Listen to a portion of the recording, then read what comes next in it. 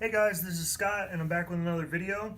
We're just going to do a quick video on how to set up your Drumbrute to sequence your DRM1MKIII.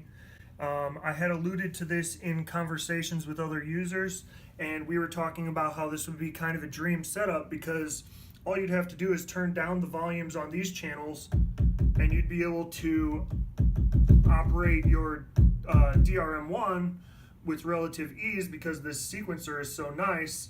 But the thing that I knew was going to happen was that these channels wouldn't line up.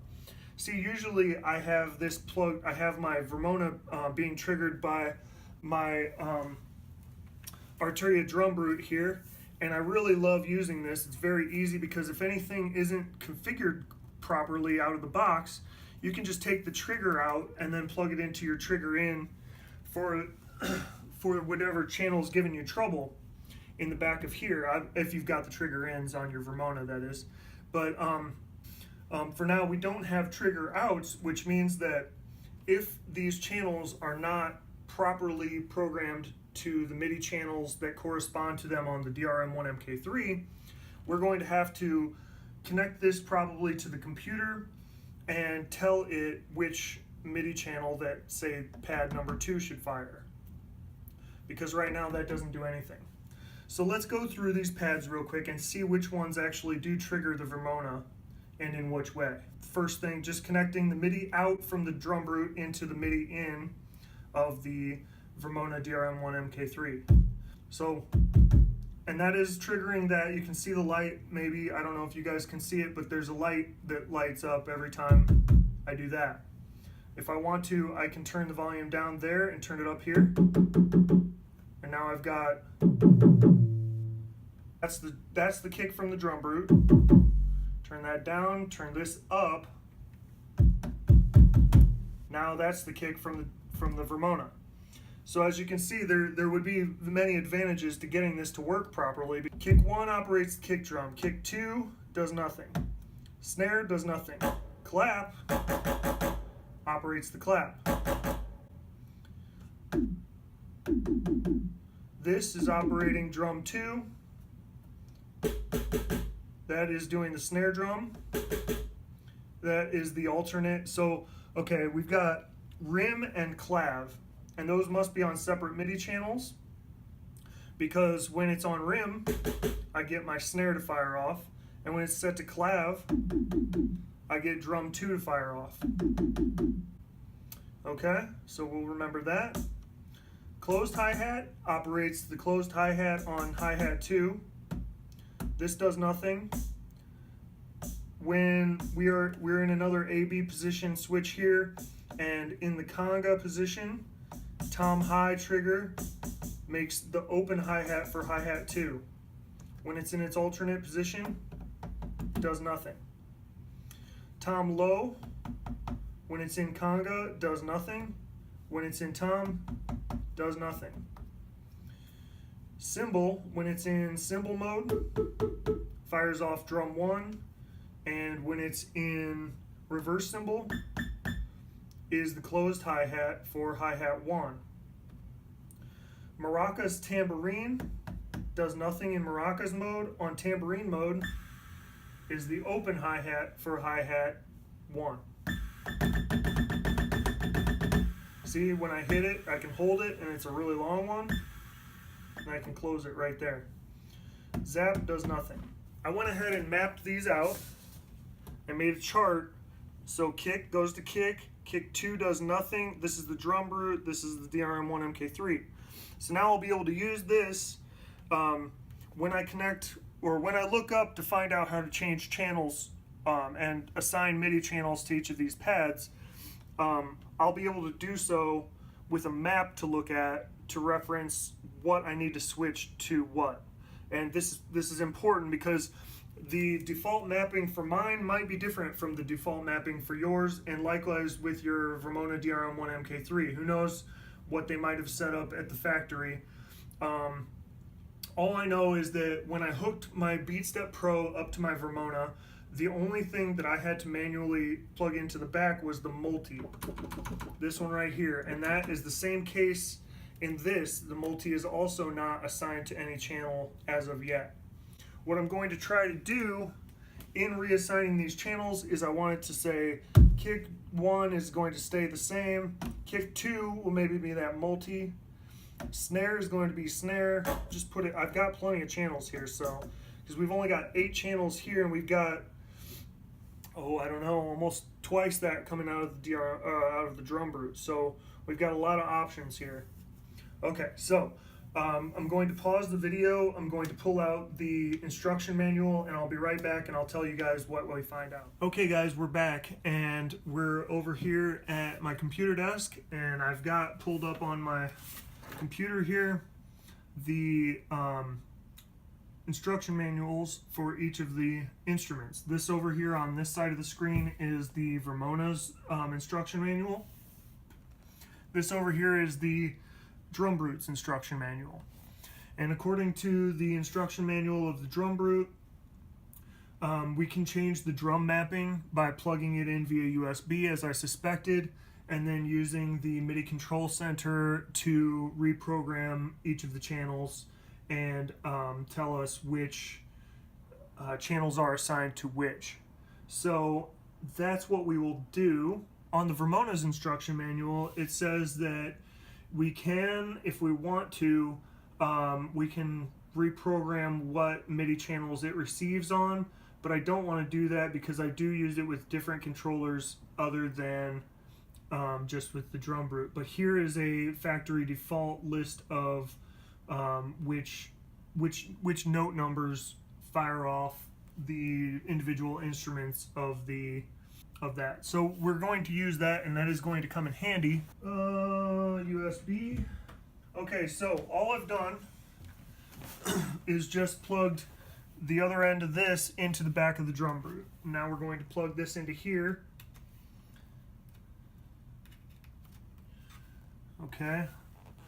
Change number of MIDI inputs and outputs, which means it is being seen. I think I have their MIDI thing still installed on this. If not, I'm going to have to, yeah, right here, MIDI control center.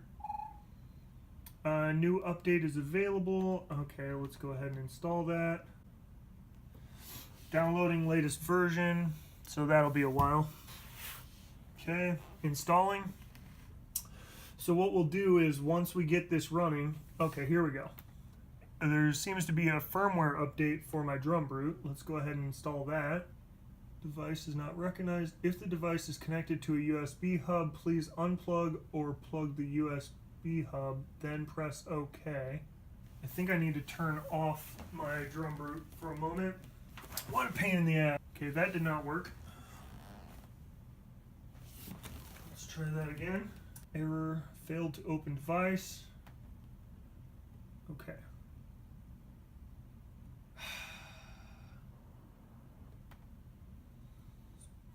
Okay, you guys, we're back. I had a little bit of a problem that I ran into. I had to update my firmware. I hadn't done that since I got the Drumbrute, so this is probably a very good thing. The burn process completed without error. Okay, so we've just updated our firmware. Now what we need to do is come down to the drum map. Now we see here every MIDI note that is corresponding to a pad or a trigger on the Drumbrute at the moment. And what I can do is change those to anything that I wish by, I can now look. Okay, now I've got, this is my map for my Vermona, and this over here is my mapping center where I get to change my MIDI channels. So now I'll look at here and I'll look at my map. This is actually easier than what I thought it was going to be because I didn't know we would have this to look at. Okay, so right now kick 1 is on 36 and here kick 1 is 36. That's why that works. Kick 2 is set to 37 and here we skip to 48 for some reason for drum 1. So, and I want multi to be on my kick 2, I think, so we will change that to 58. Okay, and hit enter. Now let's just go real quick and test that. Now if that worked, we should be able to hit kick number 2 here, and then have it fire off multi right here. Watch for that red light to blink when I hit this pad right here. Yep. So that did work. Alright, so now we need to assign, let's see, so next is snare. I want my snare to match my snare, so we will change that to 40. Clap stays clap, that's 39, and here it's 39. See how that works? Okay. Rim and clav are both on this strip right here, and so I couldn't, if I did assign them, I would be assigning one to this position and one to this position. See how that changes? Those are each a MIDI channel, or a MIDI note, I'm sorry, okay, that this pad corresponds to. Now it's doing one note, and now it's doing another. Okay, so the problem with putting both of them on one channel would be that I couldn't trigger them independently like this with my fingers to see what I wanted to do. I would have to do that. And I mean, most of the time I don't play the Vermona like that, but it would still be handy to have them on separate pads. So I'll change the drum 1 and drum 2 to be on tom low and tom high. So conga high needs to be on 48, and conga low needs to be on 41. Now we need to program our hi-hats, which is no big deal because we can do that easily. Closed hi-hat is right here. I want that to correspond to closed hi-hat for hi-hat 2, that is 42. Open hi-hat, I want to be open hi-hat 2, which is 44. Okay, then I suppose that what I will do for hi-hat 1, okay, what do we have not assigned yet? I don't think I assigned, oh wait, yes, I did assign that. I think what I'm going to do with hi-hat 1, since I barely use it, is I'll program it to be both on this channel. So rim and clav. Let's find our rim.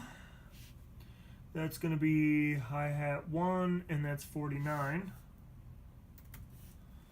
And then clav is going to be note open, will be 51. So what we can do now that we've got them mapped properly is I've got all the volumes turned down on these channels.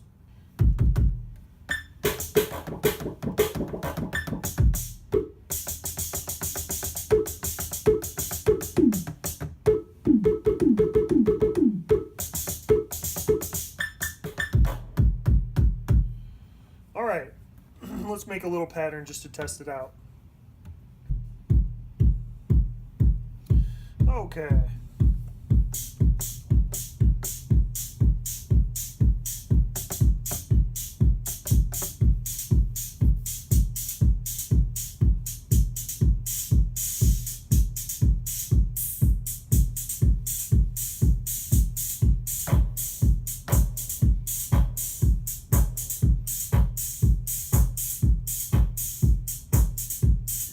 This is an awesome setup. Alright guys, I'm so happy this worked. I can't believe it.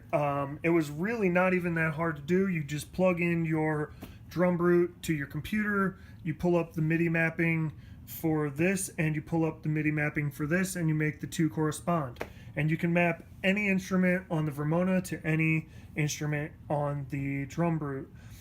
You could do any combination of that. It would be so easy to do, and I'm just really glad this worked, and I hope this helps someone out there do something creative that I haven't thought of yet. But anyway, I hope this helps somebody out there, and I had fun doing it. So till next time, peace.